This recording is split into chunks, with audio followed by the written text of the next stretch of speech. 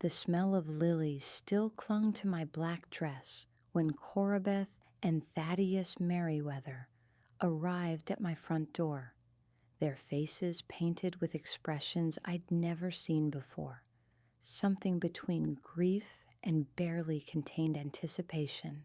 It was 8:30 in the morning, exactly 24 hours since we'd lowered Garrett's casket into the ground at Willowbrook Cemetery, and I hadn't slept more than 2 hours.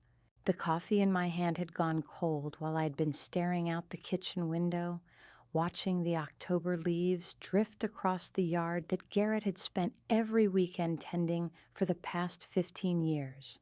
"Evangeline, dear," Corabeth said, her voice carrying that particular tone she reserved for conversations she believed were going to be difficult. She was wearing her navy blue suit, the one she wore to church board meetings and other occasions that required what she called serious business attire.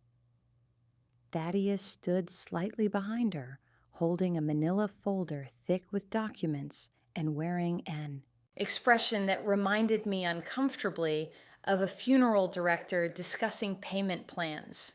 I opened the screen door wider, though something in my chest tightened like a fist. "Please, come in. I was just making more coffee." They entered with the careful steps of people who had practiced this moment, their eyes already cataloging the living room as if they were real estate agents conducting an appraisal.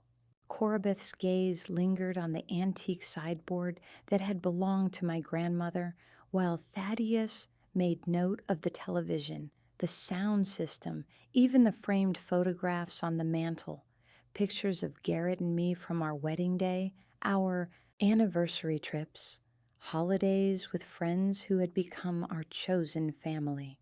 "We don't need coffee," Thaddeus said, settling himself in Garrett's favorite armchair without invitation. The sight of him there, in the spot where my husband had read his evening paper and watched baseball games, made my stomach lurch. "We have some matters to discuss that can't wait." Corabeth remained standing, her hands clasped in front of her, like a minister preparing to deliver particularly unwelcome scripture. "Evangeline, we know this is a difficult time, but there are practical concerns that must be addressed immediately." I set my coffee cup on the side table, the porcelain making a sharp clink that seemed to echo in the suddenly tense room. "What kind of practical concerns?" The folder in Thaddeus's lap seemed to grow heavier as he opened it, revealing what looked like legal documents, property deeds, and other papers I couldn't immediately identify. His fingers, pale and soft from a lifetime of office work, shuffled through them with practiced efficiency. "The house, dear," Corabeth said, her voice taking on that patient tone she'd always used when explaining things she thought were beyond my comprehension, "and the property. There are ownership issues that need to be resolved." A chill ran down my spine, despite the morning warmth. "Ownership issues?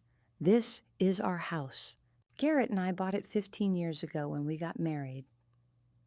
Thaddeus looked up from his papers, his expression shifting into something that might have been pity if it hadn't felt so calculated. "Actually, Evangeline, that's not entirely accurate. The property deed shows that the house was purchased by Garrett Merriweather with no mention of joint ownership or spousal rights." The words hit me like ice water. I sank into the sofa across from them, my mind racing back to those early days of our marriage. Garrett had handled all the paperwork, all the financial arrangements. I'd been 26, working as a part-time art teacher at the elementary school, trusting completely in the man I'd just married to manage the details of our new life together. "That's impossible," I said, though even as the words left my mouth, I realized I'd never actually seen the deed, never been present at the closing, never signed anything related to the house purchase.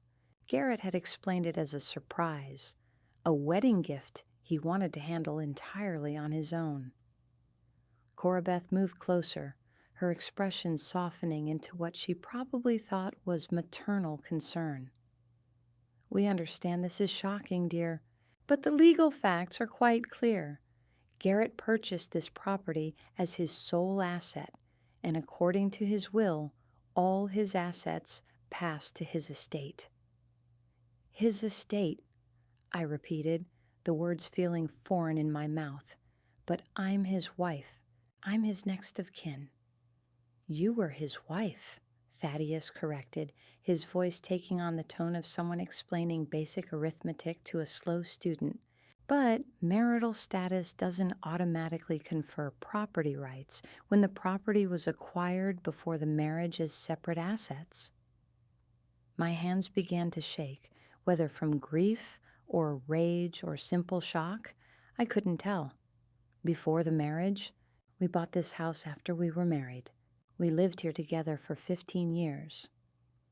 The purchase date on the deed is 3 months before your wedding," Corabeth said, pulling out a document and pointing to a line I could barely read through the haze of disbelief. "Garrett bought it as a bachelor, intending it as your marital home, but legally speaking, it remained his separate property." I stared at the paper, at the date that seemed impossible, but was there in black and white. Had Garrett really purchased the house before our wedding? Had he kept that from me all these years? And if so, why? "Even if that's true," I said, fighting to keep my voice steady, "I've lived here for 15 years. I've contributed to the mortgage payments, the maintenance, the improvements. I have equity in this property." Thaddeus shook his head with what appeared to be genuine regret. "Unfortunately, there's no documentation of any financial contributions you made to the property. All mortgage payments, insurance payments, and maintenance costs were paid from Garrett's personal accounts." This was true, though it had never seemed significant before. Garrett had insisted on handling all the household finances, claiming it was simpler to have everything come from one source. I'd contributed my teaching salary to our joint checking account, which Garrett had used for groceries, utilities, and other shared expenses. But the house payments had always come directly from his contracting business accounts.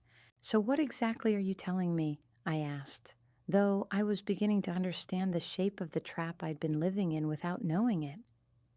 Corabeth sat down beside me on the sofa, her proximity feeling invasive rather than comforting. "We're telling you that this house now belongs to Garrett's estate, which means it belongs to us as his next of kin and the executors of his will." "Next of kin?" The phrase came out as almost a whisper. "I'm his wife." "You were his wife," Thaddeus repeated, with the patience of someone who'd explained this before, "but you have no blood relation to him, and since there are no children from your marriage, the property passes to his blood relatives according to Ohio state law and the terms of his will." The room began to feel smaller, the walls pressing in as the full implication of their words settled over me. "You're saying I have no claim to the house I've lived in for 15 years? The house where I've built my entire adult life?" "We understand this is difficult," Corabeth said, reaching over to pat my hand in a gesture that felt more like claiming ownership than offering comfort. "But we have to think practically about the situation. You're still young, Evangeline. You have your teaching career, your health, your whole life ahead of you. This house is far too large for a single woman, and frankly, too expensive to maintain on a teacher's salary." "I'm 31 years old," I said, pulling my hand away from hers, "and I make enough to maintain the house just fine." Thaddeus cleared his throat, shuffling through more papers. "Actually, the mortgage payments are quite substantial. $1,800 per month, plus insurance, taxes, and maintenance. On your current salary of $32,000 per year, that would represent more than 80% of your take-home income. The precision of his knowledge about my financial situation was unsettling. How long had they been planning this conversation? How much did they know about every aspect of my life with Garrett? Besides, Corabeth added, her voice taking on a brisker, more businesslike tone, we have plans for the property that will honor Garrett's memory while also providing a practical return on the investment he made. What kind of plans? Thaddeus leaned forward, his eyes brightening with what looked like genuine enthusiasm. Vacation rental. This house is perfectly positioned for short-term rentals through platforms like Airbnb. The location, the size, the amenities, it could generate substantial income while providing visitors with a comfortable place to stay when they're visiting the area. I stared at him, unable to process what I was hearing. You want to turn our house into a vacation rental? It's not your house, Corabeth said gently but firmly. And yes, we think it's the perfect solution. The property will generate income instead of sitting empty.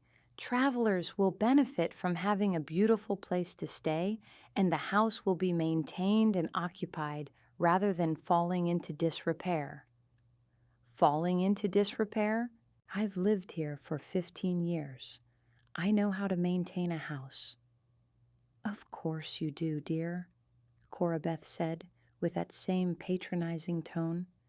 But maintenance requires more than just good intentions. It requires capital, expertise, and time. You'll be working full-time, trying to manage everything on your own. It's simply not practical. The conversation was moving too fast, spinning beyond my ability to keep up or process.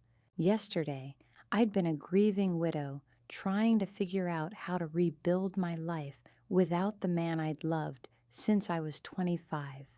Today, I was apparently a homeless squatter with no legal claim to anything I'd considered mine. When do you expect me to leave? I asked, surprised by how calm my voice sounded when everything inside me was screaming. Well, Thaddeus said, consulting what appeared to be a timeline he'd prepared in advance, we'll need to have the property cleared and cleaned before we can begin the rental preparation. We're thinking end of next week would be reasonable. Next week? The calmness cracked. You want me to pack up 15 years of my life and find somewhere else to live in 1 week?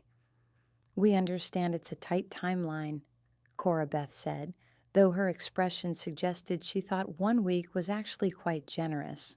But we've already spoken with a rental management company, and they're eager to get the property listed.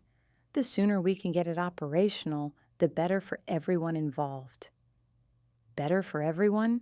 How is this better for me? Thaddeus closed his folder and leaned back in Garrett's chair, looking pleased with himself in a way that made me want to throw something. You'll be free of the financial burden of maintaining this large property. You can find a nice apartment, something more suitable for your income level and lifestyle. You'll have much less responsibility and stress. This house isn't a burden, I said, my voice rising despite my efforts to stay composed. This is my home. These are my memories. This is the life Garrett and I built together. Garrett is gone, Corabeth said, with the bluntness of someone who'd clearly decided it was time to stop being gentle. And life moves on. Clinging to the past won't bring him back, and it won't change the legal realities of your situation. I stood up abruptly, needing to move, needing to put distance between myself and these people who'd just dismantled my entire existence with Manila, folders and legal terminology. I need to see these documents myself. I need to have a lawyer review them. Of course, Thaddeus said, though something in his tone suggested he found my request unnecessary but harmless. Though I should warn you that legal consultation can be quite expensive, and the conclusions will be the same regardless of who reviews the paperwork. I'll take that risk. Corabeth stood as well, smoothing her skirt with the practiced gesture of someone accustomed to getting her way in difficult conversations. We're not trying to be cruel, Evangeline. We're trying to be practical. Garrett would want us to handle his affairs responsibly, and he'd want you to move forward with your life rather than struggling to maintain something beyond your means. The presumption of speaking for my dead husband, of claiming to know what he would want, sparked something fierce and protective inside me. Don't tell me what Garrett would want. I lived with him for 15 years. I loved him, took care of him, built a life with him. Whatever legal technicalities exist, I knew him better than anyone. Did you? Thaddeus asked, and something in his tone made me turn to look at him more closely, because there were quite a few things about Garrett's affairs that might surprise you. A chill ran down my spine. What do you mean? Corabeth shot her husband a warning look, but he continued with the air of someone who'd been waiting for the right moment to reveal something important. The will, for instance, and the insurance policies, and certain financial arrangements he made that you apparently knew nothing about. What financial arrangements? Perhaps that's a conversation for another time, Corabeth said quickly, but I could see calculation in her eyes, as if she were measuring exactly how much information to reveal and when. No, I said firmly. If there are things about my husband's finances that affect me, I want to know now. What financial arrangements? Thaddeus looked at his wife, received some kind of silent permission, and opened his folder again. Garrett maintained several bank accounts that you weren't listed on. Business accounts, primarily, but also a personal savings account with a substantial balance. How substantial? Approximately $47,000. The number hit me like a physical blow. During our marriage, we'd always claimed to live paycheck to paycheck. Whenever I'd suggested vacations or home improvements or other expenses beyond our basic needs, Garrett had explained that the contracting business was unpredictable, that we needed to be careful with money, that large purchases would have to wait for better times. I'd accepted these explanations, had even felt guilty for wanting things that seemed frivolous when our income was supposedly so tight. $47,000? I repeated, and I knew nothing about this. Apparently not, Corabeth said, though her tone suggested she found my ignorance more proof of my inadequacy than evidence of my husband's deception. It seems Garrett was quite careful about maintaining his financial independence even within the marriage. Financial independence. The phrase felt like a euphemism for something much darker. What kind of man maintains secret bank accounts from his wife of 15 years? What kind of marriage had I really been living in? Where is that money now? I asked. Part of the estate, Thaddeus said matter-of-factly, which means it passes to his next of kin according to the terms of his will. Which is you. Which is us. I sank back onto the sofa, my legs suddenly unable to support me. The full scope of my situation was becoming clear. Not only was I losing the house I'd considered mine, but I was also learning that the marriage I'd thought was a partnership had actually been something else entirely. An arrangement where I'd been kept deliberately ignorant of my husband's true financial situation. There's one more thing, Corabeth said, and something in her tone made me look up. She was holding another document, this one looking more official than the others. The vehicles. What about the vehicles? The truck and the sedan are both titled in Garrett's name only. They'll need to be turned over to the estate as well. I felt the air leave my lungs. The pickup truck had been Garrett's work vehicle, but the sedan was what I drove every day.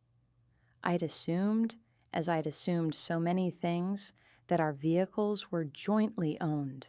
The idea of losing my transportation along with my home and any financial security felt like the final piece of a puzzle designed to leave me with absolutely nothing. So let me understand this correctly, I said, my voice sounding hollow even to myself. I'm losing the house. I'm losing the cars. I have no claim to any of Garrett's savings, and you want me to accomplish all of this within 1 week. We're not taking your car, Corabeth said, as if this were a significant concession. You can keep the sedan for now until you get your own transportation arranged. We're not unreasonable people. The magnanimity of allowing me to temporarily keep the car I'd been driving for 5 years would have been laughable if the situation weren't so devastating. However, Thaddeus added, we will need to take possession of the electronics and any valuable items for proper inventory and assessment. Electronics, television, stereo system, computer equipment, any appliances that came with the house. We'll need to determine what stays with the property for rental purposes and what needs to be stored or sold. I looked around the living room at the television where Garrett and I had watched countless movies, at the sound system where we'd played music during dinner parties, at the computer desk where I'd planned lessons and communicated with parents and graded assignments. Every piece of technology in the house represented some aspect of the life I'd built, and they were discussing it like inventory in a warehouse. You're taking everything. We're taking what belongs to the estate, Corabeth corrected, which is everything that was purchased with Garrett's money during your marriage. What about things that were mine before the marriage? What about gifts Garrett gave me? What about things I bought with my own money?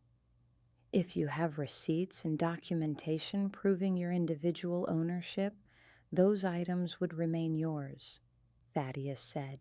But anything purchased jointly or anything purchased by Garrett becomes part of the estate. The impossibility of the documentation requirement was clearly intentional. Who keeps receipts for 15 years?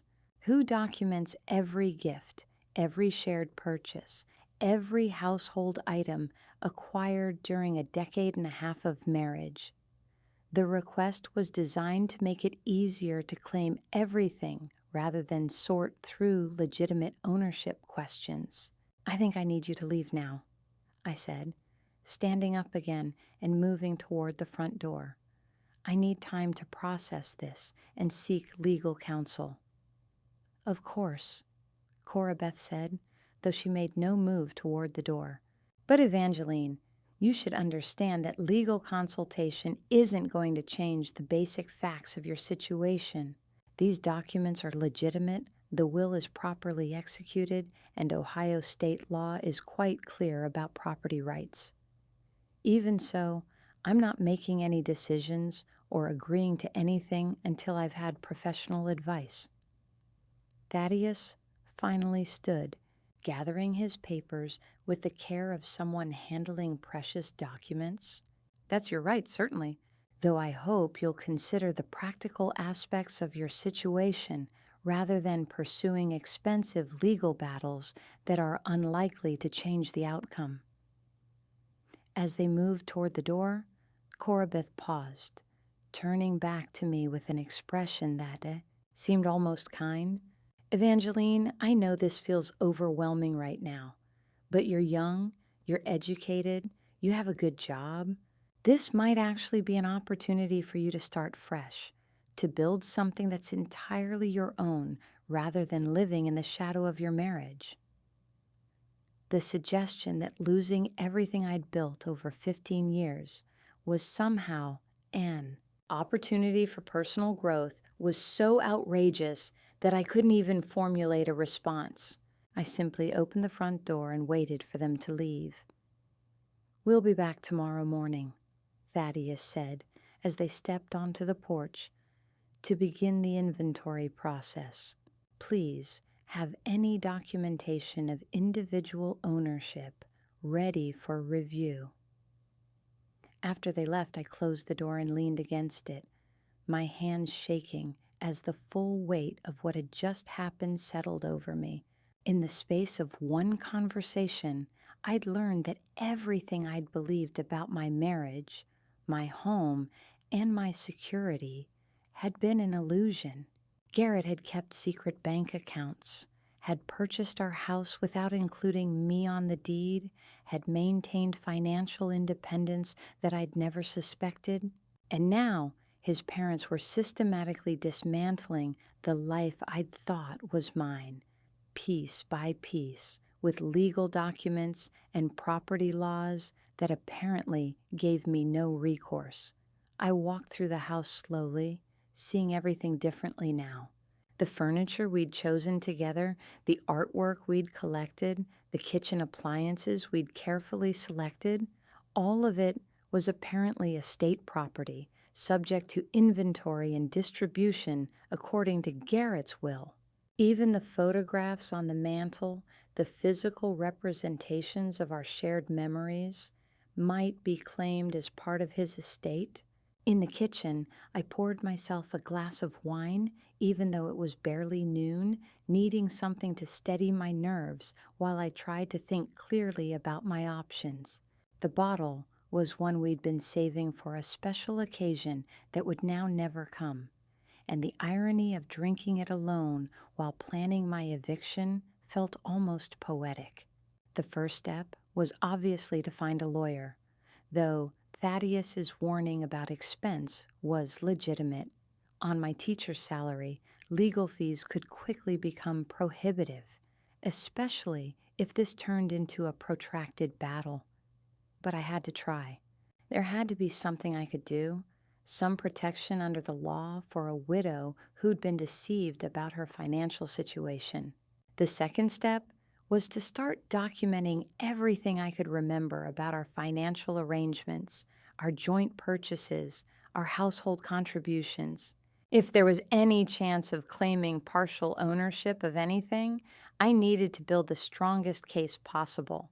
The third step was the hardest to contemplate.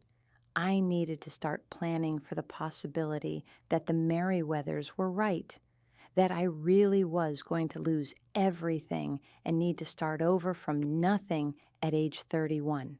As I sat at the kitchen table with my wine and a legal pad, trying to make lists and plans and strategies, I became aware of a strange feeling growing in my chest. It wasn't despair, though I certainly felt that too. It wasn't rage, though that was definitely present. It was something sharper and more focused, something that felt almost like anticipation. For 15 years, I'd trusted Garrett completely. I deferred to his judgment about finances, about major decisions, about the fundamental structure of our life together. I'd been, I now realized, incredibly naive about the practical realities of marriage and money and legal protection. But I wasn't naive anymore. The Merriweathers had just given me a very expensive education in how power works in families, how money works in marriages, and how legal technicalities can be used to manipulate people who don't understand them. They'd shown me exactly how ruthless they could be when they thought they had all the advantages. But there was something they didn't know about me, something even Garrett hadn't known, something I'd kept to myself for reasons that had nothing to do with secrecy and everything to do with wanting to surprise him when the time was right. I finished my wine and walked to the basement, to the small storage room where I kept my art supplies and teaching materials. Behind boxes of construction paper and paint supplies, in a space Garrett had never bothered to explore, was a metal filing cabinet I'd bought years ago to organize my classroom resources. In the bottom drawer, in a folder marked Professional Development, were documents that the Merriweathers had no idea existed. Documents that were going to change everything about the conversation we'd just had. But not yet. First, I needed to let them think they'd won. I needed to let them believe I was exactly the helpless, naive woman they'd assumed I was. I needed them to get comfortable with their victory, to make their plans, to start the process of dismantling my life. Because when the time came to reveal what I really knew about Garrett's affairs, about his business dealings, and about certain financial arrangements he'd made that even his parents didn't know about, I wanted them to be completely unprepared for what I had to say. Tomorrow morning, when they returned to begin their inventory, I would play the role of the devastated widow who'd accepted her fate. I would cooperate with their process, document their claims, and let them load their pickup truck with everything they thought belonged to them. And then, when they were absolutely certain they'd taken everything of value, I would share the bad news I had for them. The phone rang, startling me out of my planning. The caller ID showed a number I didn't recognize, but something about the timing made me answer anyway. Mrs. Merriweather? This is Patricia Ixenbauer from Cornerstone Legal Services. I received your message about needing immediate consultation regarding estate and property law. I paused, confused. I didn't call anyone yet. I was planning to, but, "Oh," she said, and I could hear papers rustling in the background. "I'm sorry, I must have misunderstood. Someone called this morning asking about emergency consultation for a widow whose property rights were being challenged by her deceased husband's family. I assumed that was you." "No, but that's exactly my situation. Who called you?" "The message just said a friend was concerned about your legal situation and wanted to make sure you had professional representation. They left your number and said it was urgent." A friend. Someone who knew what was happening to me and had taken steps to help without waiting for me to ask. Someone who understood I would need legal support and had acted quickly to make sure I got it. "Can you see me today?" I asked. "I can see you in 2 hours if you can come to my office. And Mrs. Merriweather, bring every document you have access to, financial records, correspondence, anything that might be relevant to your marriage or your husband's business affairs. Even things that seem unimportant might matter." After hanging up, I stood in my basement storage room, looking at the filing cabinet that contained information the Merriweathers would definitely consider important. Information that might change everything about how this situation resolved. But I still wasn't ready to use it. Not yet. First, I wanted to see exactly how far they were willing to go with their legal maneuvering. I wanted to understand the full scope of their plans. And I wanted them to commit completely to a course of action that assumed I had no power, no resources, and no secrets of my own. Because when people underestimate you, when they assume you're helpless and ignorant, they often reveal much more about themselves than they intend to. And sometimes, if you're patient enough and careful enough, they give you exactly the ammunition you need to fight back. The bad news I had for the Merriweathers was going to be very bad indeed. But timing, as Garrett had always said about his construction projects, was everything. And my timing was going to be perfect. Patricia Ixenbauer turned out to be a woman in her early 50s with silver-streaked hair and the kind of sharp, intelligent eyes that suggested she'd seen every variation of family legal drama imaginable. Her office was small but organized, with law books lining one wall and a desk covered in neat stacks of case files. She listened to my story without interruption, taking notes in precise handwriting and occasionally asking for clarification about dates or specific language the Merriweathers had used. "Show me everything," she said. When I finished explaining the morning's conversation, I spread out the documents Thaddeus had shown me, along with bank statements, insurance papers, and other financial records I'd been able to locate in Garrett's home office. Patricia examined each document carefully, her expression growing more troubled with each page she reviewed. "This is quite sophisticated," she said finally. "Your husband went to considerable lengths to maintain legal separation of assets while creating the appearance of a joint marital life. Is that unusual?" "It's not common in healthy marriages," she said bluntly. "Most couples who've been together 15 years have naturally commingled assets, joint accounts, shared ownership of major purchases. This level of financial separation suggests either very careful estate planning or deliberate deception." "Which do you think it was?" Patricia leaned back in her chair, studying me with those sharp eyes. "Given that you knew nothing about any of these arrangements, I'd say deception. The question is whether it was malicious or simply misguided protective instinct." "Does it matter legally?" "Not really. The law deals with facts, not intentions. But it might matter for your case." She pulled out a fresh legal pad and began making notes.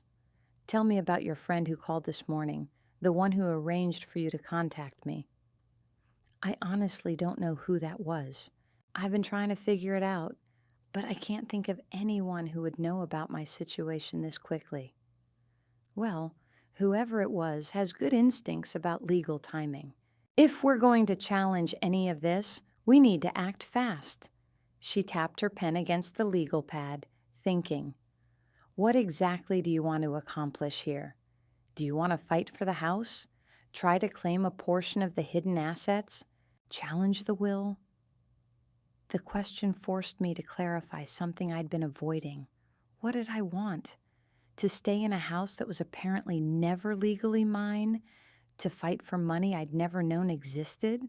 To remain connected to a family that clearly saw me as an inconvenience to be managed? "I want to understand what really happened," I said finally. "I want to know why Garrett set things up this way, and I want to make sure his parents don't get away with treating me like I was never part of his life." Patricia nodded, as if this was a perfectly reasonable goal. "Understanding is good, but understanding without leverage is just expensive therapy. Do you have any assets they don't know about? Any information that might give us negotiating power?" This was the moment I'd been waiting for. "Actually, yes. I have quite a bit of information they don't know about." I told her about the filing cabinet in my basement, about the folder of documents I'd been keeping for reasons I'd never fully articulated to myself. Patricia listened with growing interest as I described bank statements from accounts Garrett had never mentioned, correspondence with business partners whose names I'd never heard, and financial records that painted a very different picture of his contracting business than the one he had shared with me. "How long have you been collecting this information?" she asked. "About 3 years. It started accidentally.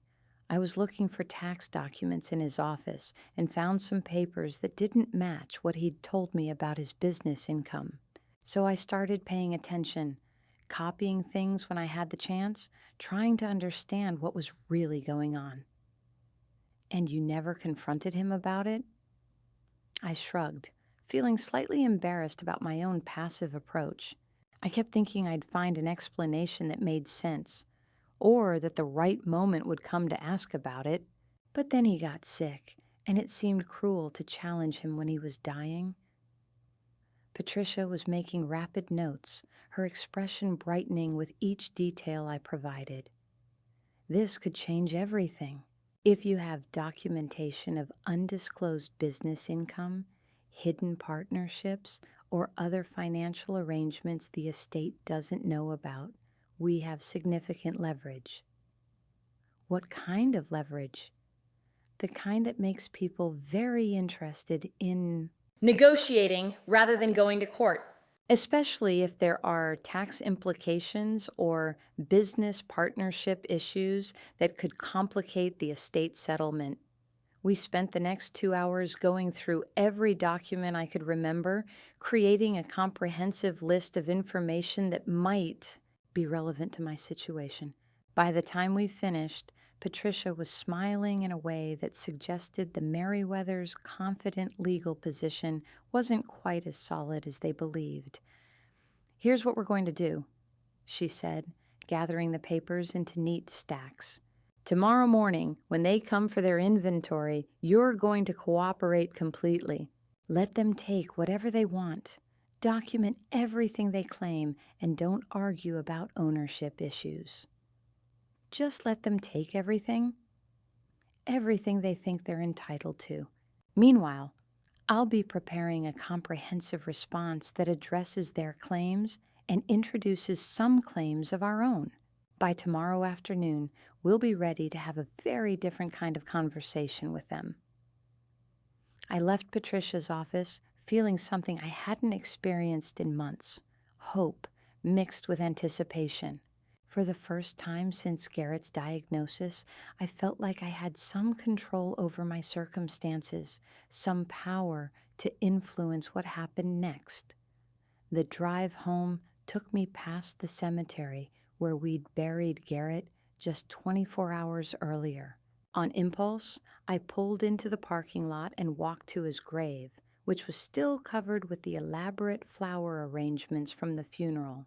Standing there in the late afternoon light, I tried to reconcile the man I'd mourned yesterday with the man whose secret financial life I'd been discovering today.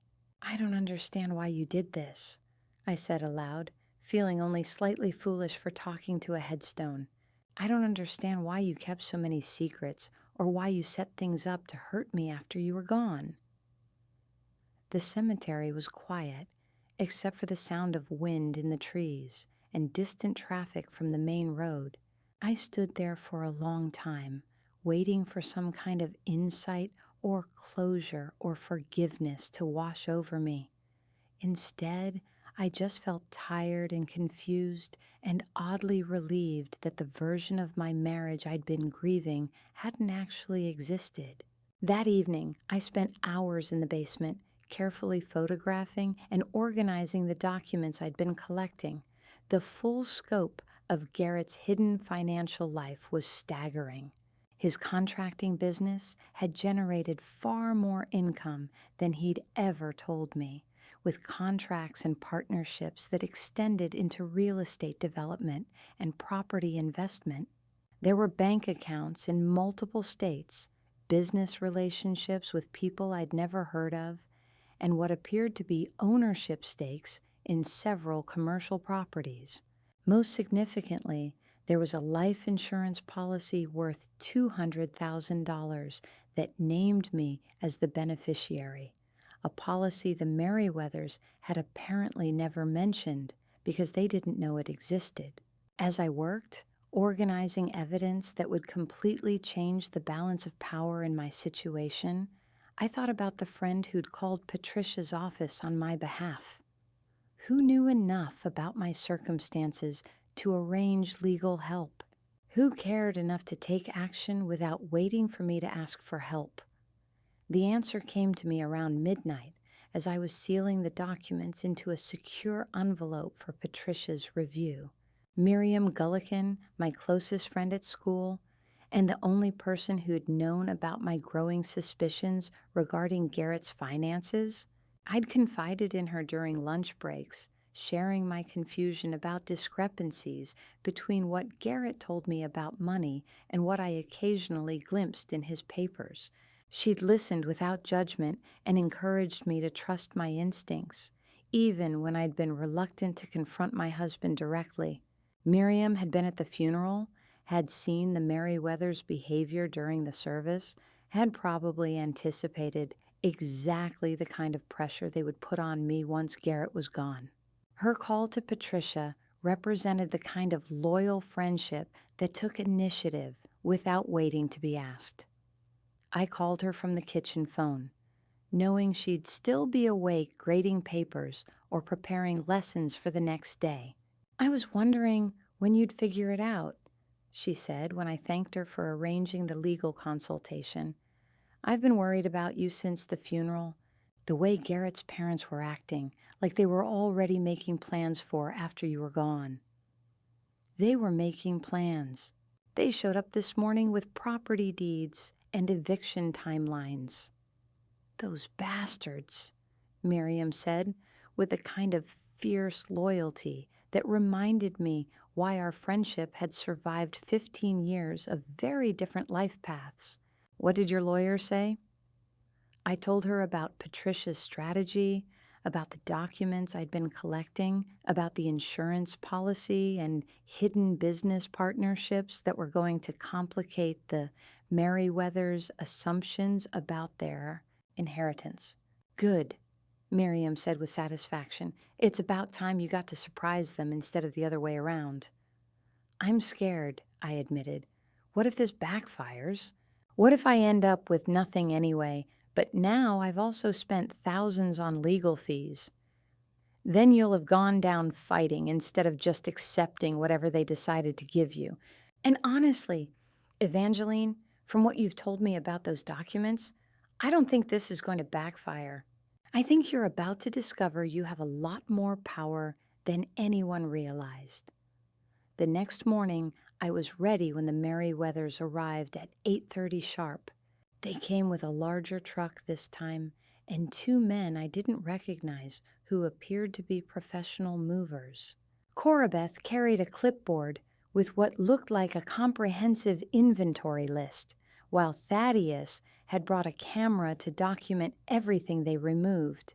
"Good morning, Evangeline," Corabeth said, with the brisk efficiency of someone who'd moved beyond the pretense of sympathy. "I hope you've had time to gather any documentation you need for establishing individual ownership of items." "I have a few things," I said, gesturing to a small box I'd placed by the front door.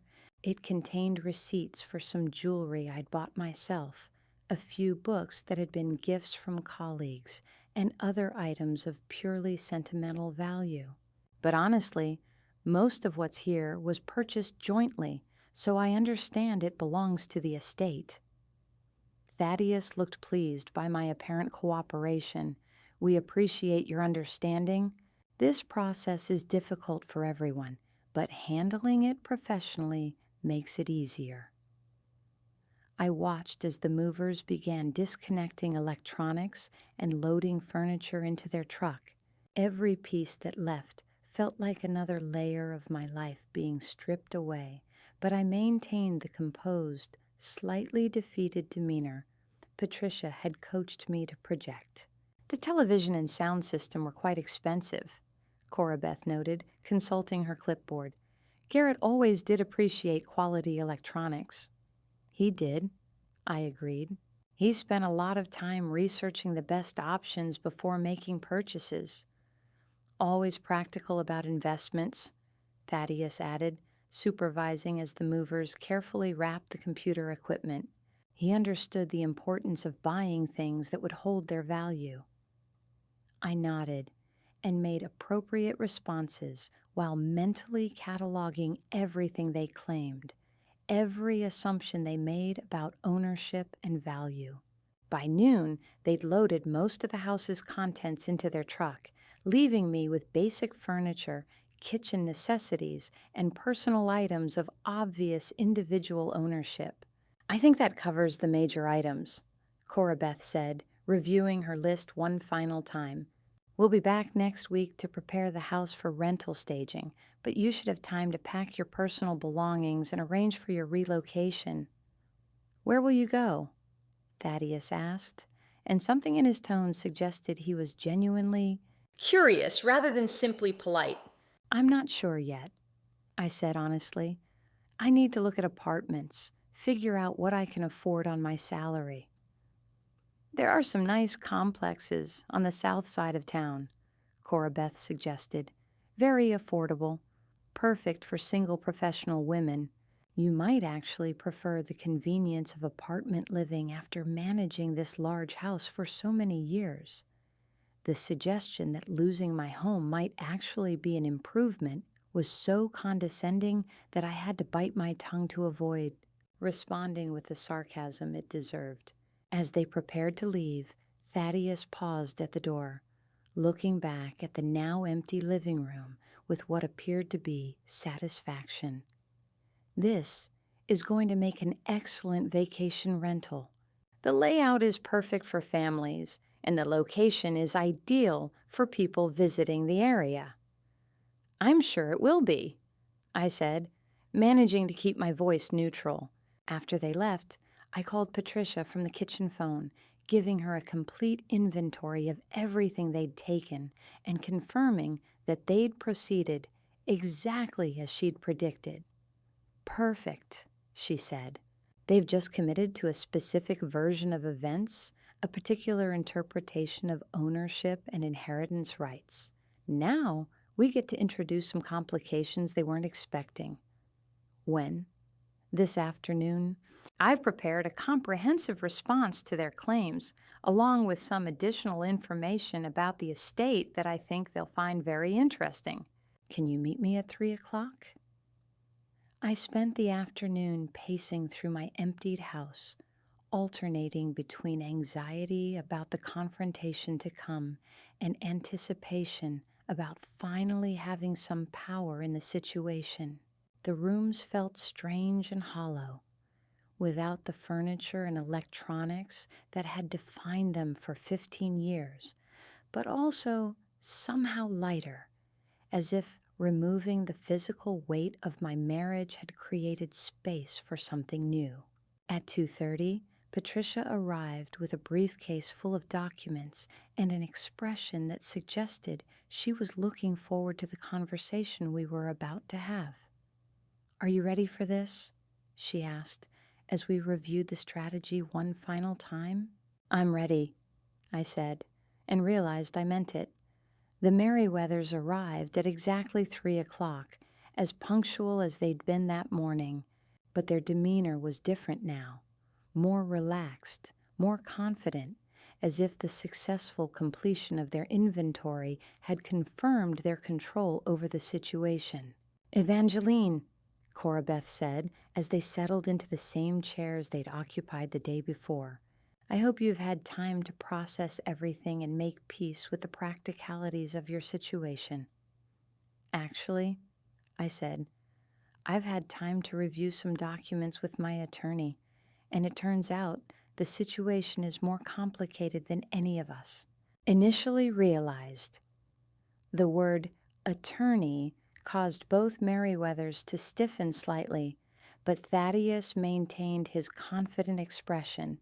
"I'm sure legal consultation has been helpful for your understanding, but as I mentioned yesterday, the fundamental facts of the estate aren't going to change." Patricia opened her briefcase and arranged several folders on the coffee table between us. "Mr. and Mrs. Merriweather, I'm Patricia Ixenbauer, Mrs. Merriweather's legal counsel. I've reviewed the documents you shared yesterday, and I'd like to discuss some additional information that affects the estate settlement." "What kind of additional information?" Cora Beth asked, her voice taking on a wary tone. "Let's start with the life insurance policy," Patricia said, pulling out a document I recognized from my basement files. The policy worth $200,000 that names Evangeline as the sole beneficiary. The silence that followed was so complete I could hear the kitchen clock ticking from the next room. Thaddeus and Cora Beth exchanged glances that conveyed both surprise and concern. "I'm not aware of any such policy," Thaddeus said carefully. "I have the policy documents here," Patricia said, sliding papers across the table. "Premium payments were made from Garrett's business account, but the beneficiary designation has never been changed. This policy is separate from the estate and belongs entirely to Mrs. Merriweather." Cora Beth picked up the documents with shaking hands, scanning them quickly before passing them to her husband. How is this possible? Why weren't we told about this policy? Probably because Garrett never told you about it, I said, speaking for the first time since Patricia had begun presenting our case, just like he never told me about the bank accounts you mentioned yesterday. But this changes everything, Thaddeus said, his confident tone wavering. This is a substantial asset that affects the entire estate calculation. It doesn't affect the estate at all, Patricia corrected. Life insurance with a named beneficiary passes directly to that beneficiary outside of probate. But it does affect Mrs. Merriweather's financial situation significantly. I watched as the Merriweathers processed this new information, their carefully planned timeline for my eviction suddenly complicated by the discovery that I wasn't going to be as financially desperate as they'd assumed. There's more, Patricia continued, opening another folder. Mrs. Merriweather has been reviewing some of Garrett's business records, and we've discovered several assets and income sources that weren't disclosed in the estate filing.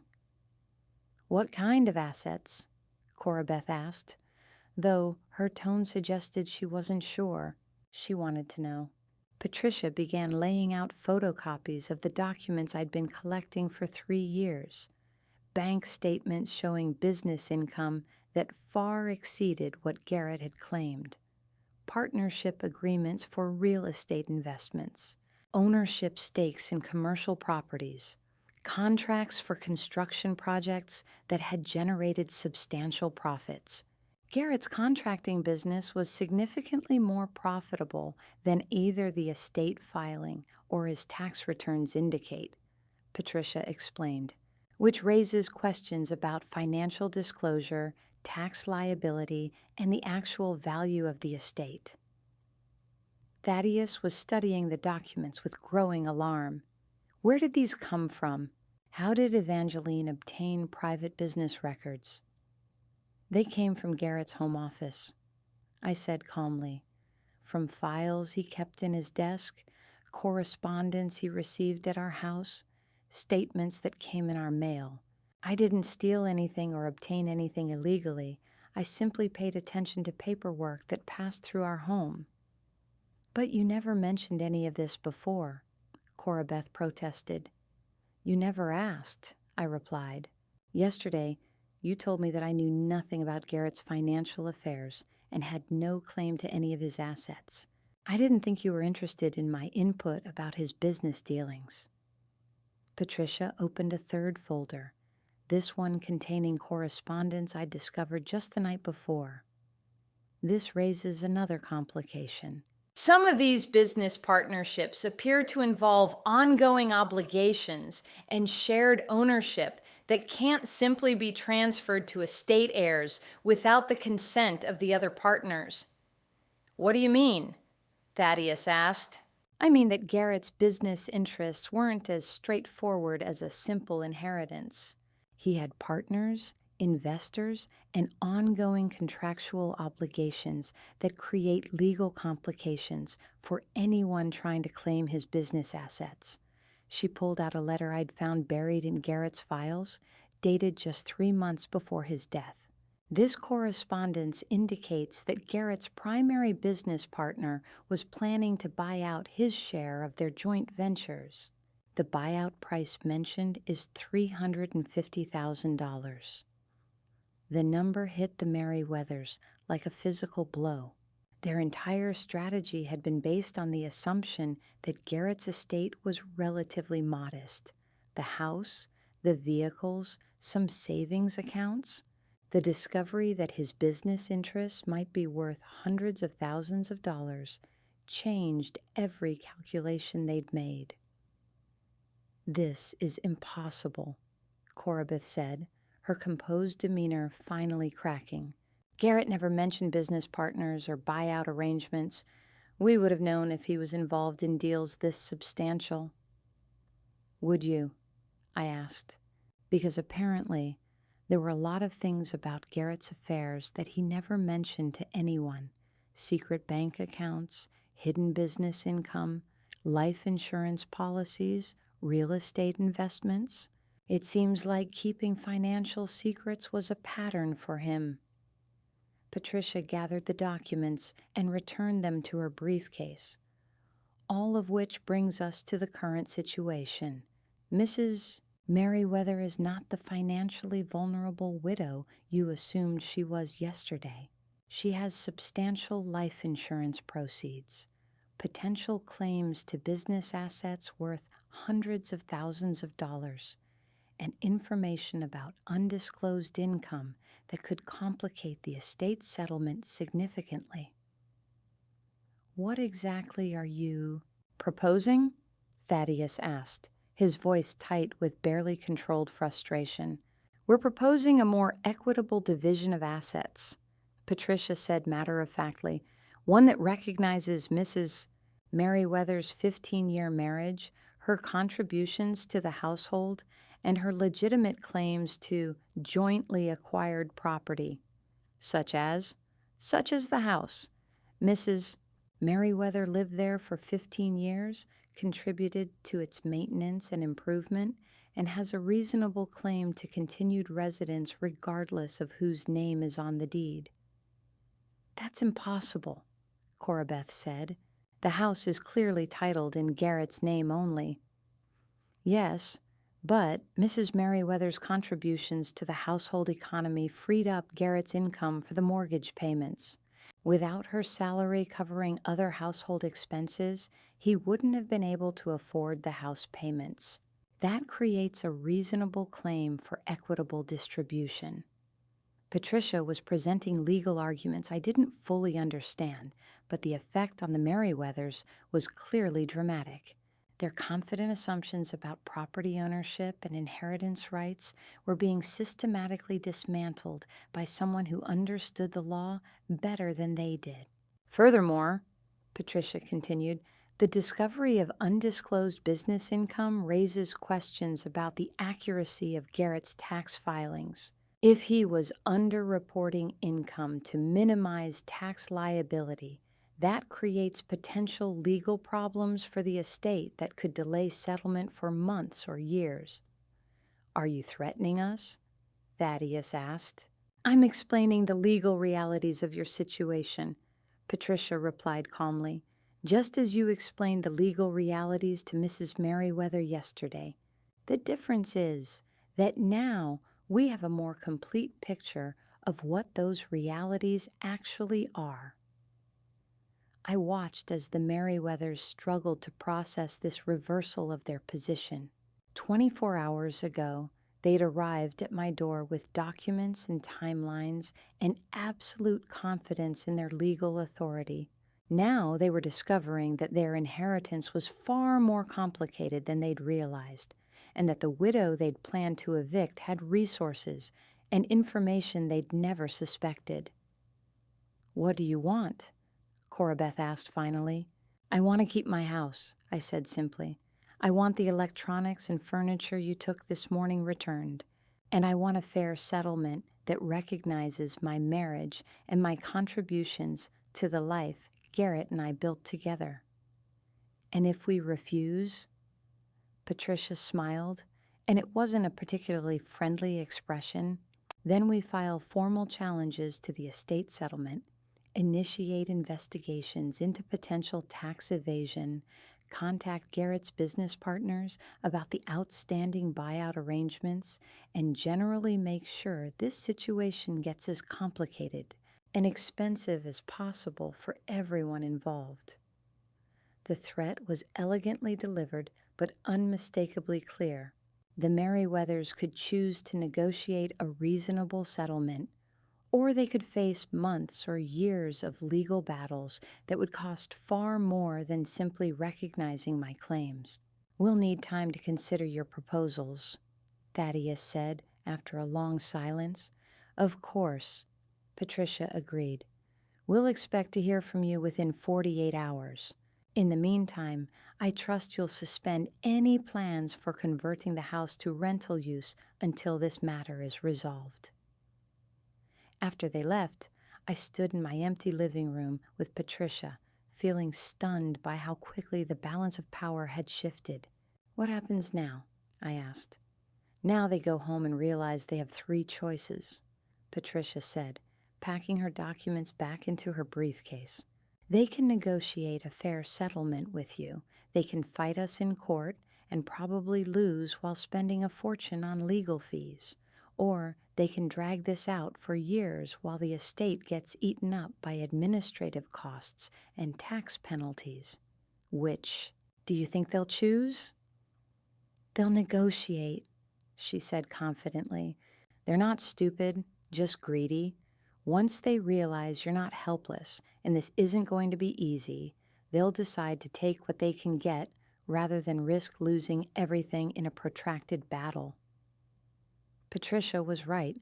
The call came the next morning while I was having coffee in my empty kitchen and trying to imagine what furniture I'd want to replace the pieces they'd taken. "Evangeline," Corabeth said, her voice carefully controlled, but noticeably lacking the patronizing tone she'd used in previous conversations. "We've discussed your attorney's proposals, and we think we can reach an amicable agreement." "I'm listening." "You can keep the house. We'll transfer the deed into your name and cover the legal costs for the property transfer.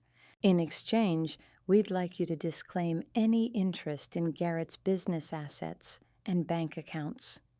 It was a reasonable offer, though not everything I might have been entitled to claim. But keeping the house was what mattered most to me, maintaining the stability and independence I thought I'd lost. "What about the furniture and electronics you removed yesterday?" There was a pause, then a sigh. "We'll return everything except the items we've already committed to other family members. Your television, computer, and most of the furniture can be back in the house by tomorrow." "And the life insurance proceeds?" "Those are yours regardless. We never had any claim to them." I told Corabeth I'd discuss the offer with my attorney and call her back within 24 hours, but I already knew I was going to accept.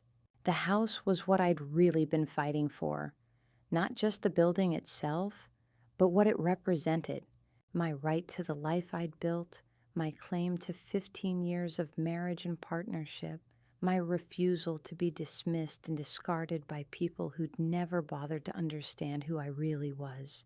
That afternoon, I called Miriam to share the news about the settlement. "I'm proud of you," she said. "You could have just accepted what they told you yesterday, could have spent the rest of your life believing you were powerless and naive. Instead, you fought back." "I had help," I said, thinking about Patricia's expertise and Miriam's friendship and even Garrett's unintentional gift of secret documents. "I couldn't have done this alone." "Maybe not, but you chose to do it. That's what matters." 2 days later, I stood in my living room, which was once again furnished with the pieces Garrett and I had chosen together over 15 years of marriage. The electronics were reconnected, the books were back on their shelves, and the photographs of our life together had been returned to their places on the mantel. But something fundamental had changed. The house was mine now, legally, clearly, unquestionably mine. My name was on the deed, and no one could ever again threaten to take it away from me. More importantly, I'd learned that I was capable of fighting for myself, of standing up to intimidation and manipulation, of finding resources and allies I hadn't known I possessed. The life insurance money would allow me to pay off the mortgage entirely, something Garrett and I had never been able to afford on our combined salaries. I'd be debt-free, financially secure, and completely independent for the first time since I was 25 years old. I thought about Garrett often in the weeks that followed the settlement, trying to understand why he'd structured our financial life the way he had. Had he been protecting me in some misguided way? Had he been protecting himself? Had he simply not trusted anyone, even his wife of 15 years, with complete knowledge of his affairs? I'd never have answers to those questions, but I'd made peace with the mystery. The marriage I'd mourned at his funeral hadn't existed exactly as I'd remembered it, but something valuable had existed. We'd shared 15 years of daily life, of conversation and companionship and genuine affection. Those experiences were real, even if the financial foundation beneath them had been more complicated than I'd known. The Merriweathers and I maintained a polite but distant relationship after the settlement. We exchanged Christmas cards and occasional updates about mutual acquaintances, but the warmth that had characterized our relationship during Garrett's lifetime never returned.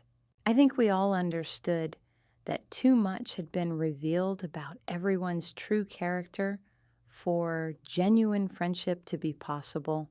6 months after Garrett's death, I was grading papers at my kitchen table when the doorbell rang. I opened the door to find a man in his 40s with graying hair and kind eyes, holding a bouquet of flowers that looked like they'd been picked from someone's garden rather than purchased from a florist. "Mrs. Merriweather, I'm David Finlayson. I was Garrett's business partner." I stared at him, recognizing the name from the correspondence Patricia had used in our negotiations with the Merriweathers. "Please, come in." He handed me the flowers and followed me into the living room, looking around with obvious curiosity. Garrett talked about this house often. He was very proud of it. "Coffee?" I offered, falling back on hospitality while I tried to figure out why he was here. "That would be nice, thank you." As I prepared coffee, David explained that he'd been traveling extensively since Garrett's death, handling business obligations in several states. He'd only recently learned about the estate settlement and my negotiations with Garrett's parents. "I wanted you to know that the buyout figure your attorney mentioned was accurate," he said, as we sat down with our coffee. "Garrett's share of our partnerships was worth approximately $350,000 at the time of his death." "The Merriweathers didn't pursue that claim," I said. "I know. Their attorney contacted me last month and disclaimed any interest in Garrett's business assets." He pulled out an envelope from his jacket pocket, "which means the buyout belongs to you." I stared at the envelope, too surprised to reach for it. "I don't understand." "Garrett's partnership agreements specify that in the event of his death, his share of our business ventures would be purchased by the surviving partners and the proceeds paid to his estate. Since the estate has disclaimed any interest in business assets, and since you were his spouse and primary heir, the buyout proceeds belong to you." The envelope contained a cashier's check for $347,000, more money than I'd ever imagined having, enough to transform every aspect of my financial future. "I don't know what to say," I said, my voice barely above a whisper. "You don't need to say anything," David replied, "but I did want to ask you something if you don't mind." "Of course." "Did Garrett ever mention wanting to expand the business? To move into larger development projects?" I thought back over our conversations, trying to remember any discussions about business growth or expansion plans. He talked sometimes about wanting to build something bigger, to leave a legacy, but he never shared specifics. David nodded thoughtfully. "He had some ideas that I'd like to pursue, projects that would benefit the community, create jobs, provide affordable housing, the kind of work that makes a difference." "That sounds like something Garrett would have supported." "I was wondering if you might be interested in investing some of the buyout proceeds in those projects, not as a silent partner, but as an active participant, You have a teacher's insight into what communities need, and you understand people in a way that most developers don't. The offer was completely unexpected, but something about it felt right. For 15 years, I'd been on the sidelines of Garrett's professional life, knowing very little about his work beyond the basic fact that he built things. The opportunity to be involved in construction projects that served a social purpose, to use Garrett's business legacy for community benefit, appealed to me in ways I hadn't anticipated. I'd need to learn a lot, I said. We'd all need to learn a lot, but I think you'd bring something valuable to the work. That conversation was the beginning of a new chapter in my life that I couldn't have imagined during those dark days when the Merriweathers had arrived with their eviction notices and property claims. Within a year, I was involved in affordable housing development throughout the region, using skills I'd developed as a teacher to work with communities and families who needed stable, decent places to live. The work was challenging and sometimes frustrating, but it felt meaningful in ways my marriage never had. I was building something that would outlast me, creating opportunities for people who'd been overlooked by traditional developers, using resources I'd never expected to have for purposes that honored both Garrett's memory and my own values.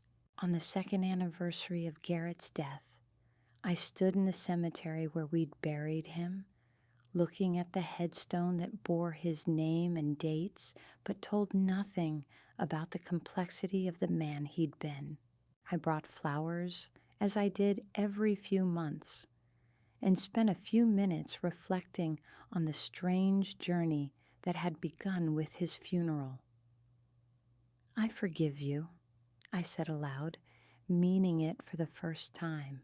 "I don't understand everything you did, but I forgive you for the secrets and the complications. They led me exactly where I needed to be." The life I was living bore little resemblance to the one I'd shared with Garrett, but it was built on the foundation his death had inadvertently provided. The house that had nearly been taken from me had become the base for work that reached across 3 counties. The insurance money that the Merriweathers had never known about had funded my return to school for a master's degree in community development. The business partnerships that had been hidden from everyone had opened doors to a professional life I'd never imagined possible. Most importantly, the crisis that had threatened to leave me homeless and powerless had taught me that I was stronger, more resourceful, and more capable than I'd ever believed. The bad news I delivered to the Merriweathers, that their assumptions about my helplessness were catastrophically wrong, had turned out to be good news for me. Standing in that cemetery, surrounded by the evidence of lives that had ended and legacies that continued, I felt grateful for the strange path that had brought me to this point. The woman who'd been ambushed by eviction notices 2 years earlier had been replaced by someone who understood her own worth, who could navigate complex legal and financial challenges, who had learned to ask for help when she needed it, and to fight when fighting was required. The Merriweathers had taught me an expensive lesson about the importance of understanding the practical details of marriage and money and legal protection.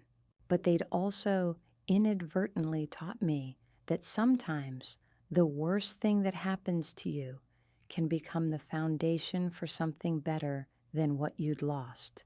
As I walked back to my car, I thought about the housing project we'd be breaking ground on next month, about the families who would have stable homes because of work that had grown from the ashes of my marriage, about the strange and unexpected ways that endings can become beginnings. The bad news I'd had for the Merriweathers had been very bad indeed, but the good news it had led to was better than anything I could have planned for myself.